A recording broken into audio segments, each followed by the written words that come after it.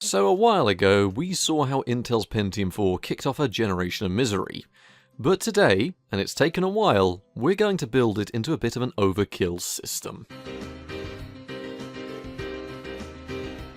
Right, so straight into the premise of this build is 1. It's going to be completely unstandard, unheard of, and probably nothing of the sort has ever really been built like this recently.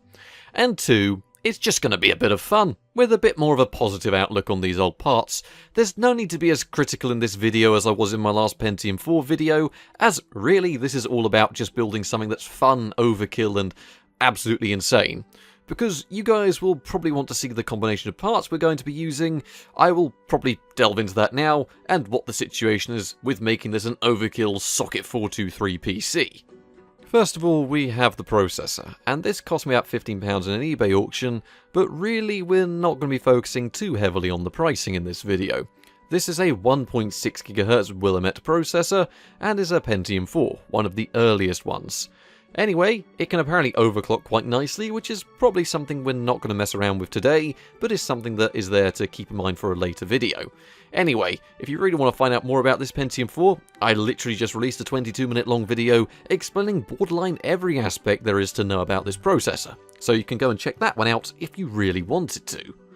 The question is, what do you even begin to pair with a processor so unheard of and mixed in terms of performance? Well, you bring out the big guns with the Matrox Parhelia, one incredibly underrated retro gaming card, as performance is usually more than overkill for this Socket 423 style of CPUs, all the while having an awesome feature set. Considering it was hardware I actually picked up to kickstart this year's uploads, I think it's only apt that we actually try and end this year with one of my favourite bits of content I've managed to make. Or at least one of my favourite bits of hardware I managed to pick up. Either way you look at it, this card is incredibly underrated and one that I've been dying to use again. As for more exciting areas, we're using the Asus P14 motherboard, which was described by some reviewers at the time as one of the best Socket 423 motherboards. Not only just because of the feature set it offered, but I've been using Asus boards for quite a while, and the levels of support that they give for these CPUs and just hardware in general is always pretty good. And I wanted something that wasn't picky at all, because dealing with Socket 423 can be a pain in the arse in general, so using a nice motherboard tends to make it a bit easier. I had to import this motherboard for about £70, so it wasn't cheap, and it came all the way from Poland. They didn't even give me the I/O shield, which I was a little bit annoyed about, and they won't reply to my messages, but I've seen these sell for a bit more during local auctions over here, so to pick it up for about £70 imported did seem like a good deal. It's putting into perspective how much that last video cost me to make now. Now, the RD RAM I managed to get in an eBay auction, with one whole gigabyte clocking in at 800 MHz and capable of running in dual channel. It only sent me back about £15, which is a pretty decent deal. Originally I was going to go with a full set of Samsung sticks, but the seller gave me an instant refund when they didn't work, probably because they already knew they didn't work. Still, 1 gig of high-speed RAM on a 20-year-old system, well, that is more than awesome. The power supply is a genuinely very good unit that can provide auxiliary power, 20-pin power, and 4-pin CPU power. So if you thought the new RTX cards were a pain in the arse with their new power sockets or whatever they are, you haven't even started on the earliest of Pentium 4 systems. To be fair, this was picked up for the bargain price of £9. You can often just search Grey Power Supply or Pentium 4 Power Supply and find these 5V and power socket, I suppose is the word, heavy units. Now, the case we had a little bit of a vote on when I was preparing this video, and people voted to not go for something retro and age appropriate. No, we went for something a little bit over the top. An AeroCool RGB case that I grabbed off Amazon Warehouse for about 15 quid. It had a top-mounted power supply space, which is unironically what we need in this type of system, and the only other thing we needed after this was storage, where we snagged a £15 gigabyte, 120GB SSD, which is certainly a mouthful to say. So, with all our parts now readily selected, there's only really one thing left to do. We need to get this all tested.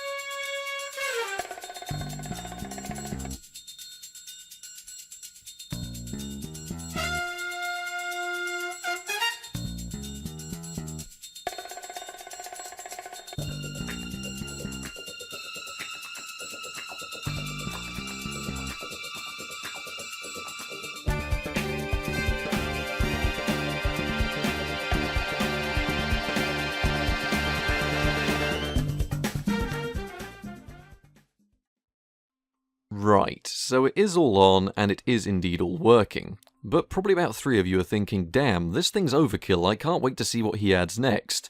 And for those 3 of you, who are really too overexcited about Socket 423, well, I've managed to grab some additional PCI expansions. Firstly, there was a PCI USB expansion card, which was a necessity given that we've only got 2 USB 1.1 ports, meaning every time I wanted to plug something in, I'd have to unplug the keyboard or the mouse, and then plug it all back in, and it was all just a bit of a mess. So I got this for £1 new in box shipped, which is not pretty good value. It's not a very good one, but it works. As for internet connectivity, well, I snagged an in-the-box PCI wireless adapter for £3, and it's being used and pulled from a working system, but then again it came through eBay and it works more than fine. I could have gone with an Intel PCI Ethernet port adapter that I had lying around, but this just seems far more excessive and a bit more fun, and there's something oddly nostalgic about old-school operating systems connecting wirelessly. Not that this PC will be seeing much time online, but it's something we do need to test, even if it is just for a bit of fun, which is exactly what this video is aimed at. Talking about fun though, well, this was an area of the video that it feels worth getting started on. Operating systems. What exactly would it make sense to run on this PC? The main choices I had at first would be Windows 2000, because there really isn't anything more 2000s than the operating system that came out for that year and was named after that year. But it just didn't feel exciting enough. Then I thought Windows XP, just bog standard Windows XP, no service packs, just the original operating system. Then of course came the more modern options like Vista 7 and onwards, which is an adventure in itself for a bit later on in the video. But in terms of real-world operating systems, what was the PC like? Well, Windows 2000 was faultless. It didn't have any issues whatsoever, and Service Pack 4, which is as full and intensive as this operating system gets, it was a very good experience. It just felt a tad too stable and a bit too boring compared to the rest of the Socket 423 system. So at this stage, I went back to the original XP build we were using in the older Pentium 4 video I made. And genuinely, it makes you realise how much of a step forward Windows XP was in a lot of ways compared to 2000. Drivers felt like they were much happier installing, even the latest ones. Programs very rarely ever found any compatibility issues when they were being installed, and there was something oddly nostalgic about getting wireless running on this system, which was well before XP actually garnered any real support for wireless, mostly relying on TP-Link's mediocre software. But still, it was readily downloadable, and you can get online with Internet Explorer 6, complete with a rush of nostalgia trying to avoid getting a virus when actually trying to download a browser that might actually work. I was able to get graphics drivers, I was able to get drivers for pretty much everything I needed on the system, just completely standalone with XP, which was a little bit harder than when I was using 2000. You know, Windows XP just has that extra level of support that 2000 just doesn't get anymore. But yeah, Windows XP did seem really good, and all things were going phenomenal with it, and performance was decent. That's until the bugs started. Oh boy. I feel like this isn't an area of XP that ever gets touched on because most of the time we're using it with service packs and it's had most of the issues ironed out. But this is the main concern I had. When I'd finally got audio drivers set up and working, audio would work. But it would only work until you actually launched an accelerated title. Minis and the like would still work, even desktop audio would work on occasion, but for some reason accelerated applications would not work with my Sound Blaster card, and I did try a other no-name one that I had lying around, and for some reason on this Socket 423 system, Windows XP with no service packs cannot figure out how audio works. I spent around 3 hours trying to fix it, all the while trying to prepare the PC for its first live stream, and it turns out this is actually a bug that's been reported on some of the earlier Sound Blaster forums, and even some other forums for other sound cards. You know, it just seems to be one of those things that we don't really touch on. Still, Windows XP was fine, but really you'd want to be using Service Pack 1 or 2 or 3, probably Service Pack 3 because that runs fine, leading us to our next choice of operating system, which is exactly that, Windows XP Service Pack 3. Service Pack 3 with every update installed and proper SATA support is usually my go-to choice more often than not. Other than the installer being slightly a bit more funny when connecting over the IDE ports on some more obscure builds like this, and the RAM usage being ever so slightly higher unless you're running a really early Pentium 3 system, I can't see that being a problem. I could see Service Pack 3 being a bit more intensive on I like, as I said, Pentium 3s, but usually it's my go-to for stability, performance, and compatibility. I really do think it's a pretty great retro operating system, as it's sort of a happy medium between the modern choices like 7 and 10 and all those things like that, and the older pre-2000s choices. And I have to say that in terms of using this PC across every operating system I've thrown at it so far, it has been a bit of an awesome but odd combination. See, no one should really be calling the Pentium 4 awesome in this era, for reasons that are quite obvious in every video I've made on it, because most of my videos on them are quite negative, yet I keep making videos on them. A strange situation, I know, but it is unique. See, it falls into this element where the performance can just about edge ahead when it needs to, because the RDRAM actually provides insane quantities and some decent speeds in the few applications that can use it, which is not many, but still, at this stage when you're building retro systems, you aren't building them for the best performance, at least I'm not. I'm building them just for the unique aspect, and this system was fine. You know, it was a unique system that could do web browsing, decompressing, moving files about. It's no modern day Ryzen system, but it's 2-decade-old hardware. You know, it's 21 years old. At least it is now. So it could handle some fairly impressive multitasking, which is more impressive when you realise this thing just has one core. So I'm probably going off on a bit of a tangent here, but I'm just trying to justify my reasons for this, you know. It's a retro computer. No, it's not as good as like an Athlon would be, but it's kind of cool just to have one of these Pentium 4s running. Now, where this machine comes into its own is what it lacks in power, it makes up for in feature set. Because if I wanted powerful, well, as I just said, I could use a modern machine. I could use a Core 2 Duo if I really wanted to. But it's worth noting that's not what this is about. Anyway, the Matrox card comes into its own. I've got videos on both the Pentium 4 I'm using and the Matrox card if you want to go check them out. They came out last year in 2020, and they were some of the better videos I actually think I put out that year. But with the Matrox graphics card, we have access to features even they're incredibly advanced by today's standards. You've got access to super sampling, which is just there to enhance our experience. Of course, that is sort of compared to the modern systems, which make the games look blurry, have compatibility issues, and just don't look right. Whereas this overkill system, well, you guys are going to see exactly what I mean. Because, let me tell you, I think we've aimed for a nice mixture of performance and graphical settings in the benchmarks. Now, starting us off with Simcity 3000, and it shows off the main reasons behind these benchmarks, because just look at how well this is running to give possibly one of the best retro experiences we can get. So everything has been balanced out for the best quality, and Simcity 3000 can utilise Matrox's super sampling. So despite the game lacking any real graphical controls, well, we can make it look awfully sharp in a still very low resolution, which is mostly what the game's locked to, which might not sound like much, but considering that the HUD is the actual size it's meant to be and not impossible to see, well, that's one advantage compared to trying to get this to run on modern high-definition displays.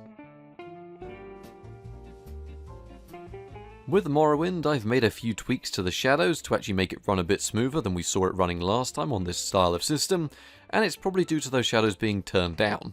But it was still very much the same experience, with 60 FPS being fully achievable when inside most houses and shops, double digits being the most you can hope for in towns and cities, and a fairly stable 30 to 40 FPS most of the time when you're just going around the Morrowind itself.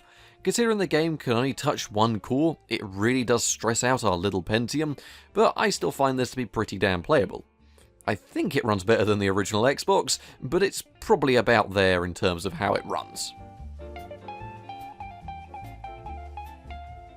I left Unreal at the default higher settings, and with the Matrox card providing some FAA, which is sort of their own version of anti-aliasing, which doesn't see you losing as much performance. It's actually very clever and was one of their selling points, which you can find out about in my actual video about this card.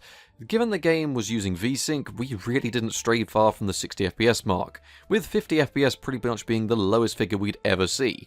So for those older titles, just the quality of the output on this PC, and the target frame rates we can hit, it's really impressive. I know this game is not hard to run, but I think the aspects you've got to focus on is how good it looks, and the fact that you can just double-click the EXE, and suddenly you're playing the game completely smoothly with the nice settings. Half-Life 2 was still not the best experience, but given that this hardware is a solid 4 years prior to the game's release, I'm going to try and give it the best chance possible. A lot of the early game can be semi-playable, as there aren't all too many effects and a lot of it is smaller and enclosed hallways. By the time you start getting to areas like Ravenholm though, the Pentium 4 really does become the weak part again. You could play this on the original Xbox, and it'd run better really, just the Pentium 4 can't handle all the effects on the smaller areas, like Ravenholm, and it can't handle the later areas of the game, like the highways, where you've just got wide areas in front. And it's a shame really, it's just that in-between hardware point where this game could run, but it just can't. Not that that really makes much sense. Still, ramping up the intensity a little bit, I can unfortunately say that Fable isn't a great experience on this system. Even with some of the lowlier settings, and this isn't the Matrox card's fault, there was no real point trying to play it on the system. There was one advantage on certain older operating systems that the PC runs: it can't natively decode videos. I mean that for certain glitches, which is useful in speedruns, you can actually get the menus to work faster, as the CPU isn't having to spend any time decoding the slightly less than stellar video files. We were going to try this on a speedrun, but I'll be touching on that later on. This PC had major issues with certain titles, and this was one of them. Still, back on some more positive areas with things like the first Fallout, which in a similar vein to Simcity, is exactly what I want to be running on this system. See, this game is a bit of a pain in the arse to capture on modern systems, it can be a bit of a pain in the arse to run, but thanks to this system and the Matrox graphics card, we had the game running with super sampling support, which I still can't get over on a 20-year-old hardware. This is absolutely insane. The game looked great, loaded incredibly fast, there were no issues with HUD scaling or capturing it, which is the main thing, because I'd kind of like to stream or record this at some point, which is something that can't be said for modern operating systems. And this looks far better than a lot of the captures that are currently up on YouTube right now. Going forward though, this system handled virtually any of the classics I could throw at it 100% fine. I was actually running some games on the system and we had a few votes on what we should try testing, and Shrek 2, don't ask why, I have no idea what this game even is, seemed to work absolutely fine, and did support the upscaling, which is one of the more depressing areas of this system. It had to upscale that mess of a game, to even titles like Red Alert 2, which I definitely got carried away with. Still, it doesn't matter. It doesn't matter what I threw at the system, provided it was anything period accurate from Sid Meier's Pirates through to the original Sims games. There was no issues trying to run absolutely anything on this system, and it all looked great. I say period accurate because it's only when you start getting to newer titles that this PC really just starts having issues, shall we say.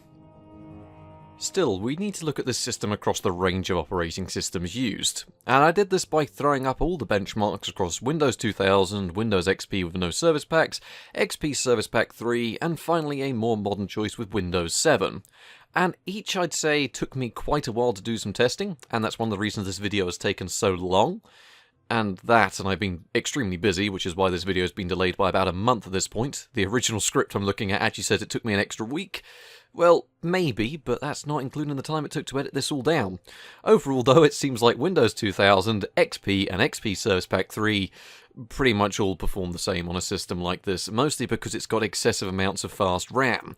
When you start getting into Windows 7, though, well, it did all right. It's just a little bit tough on a system like this. And talking about Windows 7, what's up with that? Why haven't I touched on Windows 7 at all? Well, see, I hadn't actually given up on this system where I should have. I decided that I want to see how modern systems, or modern operating systems, would cope on this ancient PC. And the general consensus, well at least in my experience, was Socket 423 isn't all too well supported past Windows XP. And even then I'd call the support on Windows XP in the first place pretty mediocre. Like, it works, but expect to have to do a few workarounds in a few places, especially with some newer titles. It wanted to be installed off a SATA DVD drive, that's Windows 7 we're talking about here, and it was a pain in the arse because it meant I had to get another SATA to IDE adapter to stop it throwing up errors. I have no idea why two different IDE drives both wouldn't work. It took a lot of piggybacking off bootloaders, but eventually we got this entire system all working with a dual boot. It, was working well considering the age and general lack of support on the hardware, and it's remarkably useful. Oh, usable. Whatever you want to call it. Really, I was surprised by the fact I was able to get it all up and running, go onto the internet, grab all the drivers and software I wanted to install, which worked. It wasn't quick, but you could definitely do it, and most programs, especially trying to start things like Steam, would peg the Pentium 4 at 100%, probably causing a bit of a pipeline stall and all that kind of mess which happens with Pentium 4s, but eventually we even managed to submit a Steam survey. So if you see a Matrox and Socket 423 system showing up in early 2021 as part of the Steam survey, or maybe the Steam hardware data thing, well, that was my fault, and I'm not sorry in the slightest. You couldn't get much more modern than Windows 7 easily though. At least not for me with my Asus P14 motherboard. No amount of modding out requirements or using older versions of operating systems would ever be enough. We could often begin to install them, but we'd get to I/O errors, and if I got even more carried away with this, well, let's just say the video would be even more delayed than it already is. So it was already about time to move on and get started on the downsides to this system, because as awesome as this system can be with its uniqueness and retro appeal, that's not to say it hasn't caused me a few issues. Right, so it's an older system, so of course it has some small issues that all older systems have, but here's some of the larger, more annoying problems I've had to deal with, and I can't exactly guarantee I've captured footage for all of it because I've already got about 65 gigs of footage, and at some stage I had to stop pushing record all the time. But anyway, some of my larger issues were: Windows 7 would often wander off when booting, and would often display a screen that didn't exactly do anything till 20 seconds after it decided it wanted to continue booting. I have no idea why this happened, it was very strange. Windows XP Service Pack 3 decided that every time I installed the horrendous Metal Gear Solid port, it would kill off mouse support. I ended up doing a few repairs, reinstalls and testings, and this horrendous port is the one thing that would set off this problem. I have no idea why. It was just Metal Gear Solid's original PC port would kill my XP install. Strange. Windows XP without service packs would cut out audio on hardware-accelerated programs, as I've already said, but would still play MIDIs. I have no idea why this is, but I've already touched on it earlier. And finally, Windows 2000, which isn't meant to run Fable, so it gets sort of a pass on this, but would also happen with some newer accelerated titles as well, which do technically support Windows 2000, would sometimes stop in-game audio and just play random samples. I actually have a clip of this one, and it is oddly hilarious. -5. There we go. Why is it beeping? Why is it doing this? What have I done? It's playing a symbol. Why? Why is it playing a symbol? Why? I can't even tell what it's trying to do. It's just playing MIDI samples, and I haven't even touched it. Why am I trying to stream Fable? I'd be better off trying to stream Simcity. At least Simcity launches. So, yeah, in terms of stability, it really depends on what you're doing. For that 1997 to about 2003 era, this system is incredibly overkill and is really awesome to use. But when you start getting much older or much newer than that, well, that's where issues begin to crop up and certain things persist across all operating systems, and I have no idea why, but for me that's part of the retro appeal. This system is ultimate but flawed, ludicrously expensive, and incredibly cool to use. Sort of.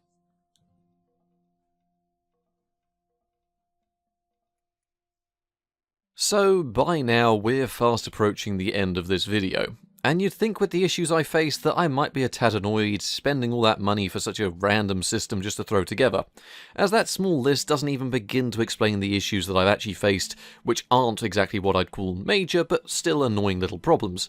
But at the end of the day, it's been extremely fun to use this PC, and that's what this video was about. It is just meant to be fun. From MIDI playback through to Wi-Fi, it was a blast to just have this system. We had a 3-hour live stream just messing about on Windows 2000, playing MIDIs, installing games from a disc. We even made our own wallpaper, which is available for download in the description because I don't know why some people actually asked if they could download it. Either way, we had Bonsai Buddy, Netscape Navigator. It was just a blast of nostalgia to use everything on this system, and we didn't have any slowdown because it's all age appropriate. Internet Explorer 6 could quite happily handle Minimi's website. Thanks to him for actually having a website that still operates on HTML. I don't know why my brain leaped to test that, but for some reason that is the ideal type of website that will work on this. But even then, modern websites will work on it, provided you can download some software that will work. It's been really fun to make this video. It's been a long one. It's been a long time in the making, really, because it's been a very busy month. I hope everyone's having a good start to the year. Thank you very much for watching, and good night. So, I hope you've all enjoyed. There are some big changes coming to the channel soon, hopefully, when I get around to them. Thank you very much for watching. If you do want to like and subscribe, it helps out the channel, and I'll catch you guys in the next one.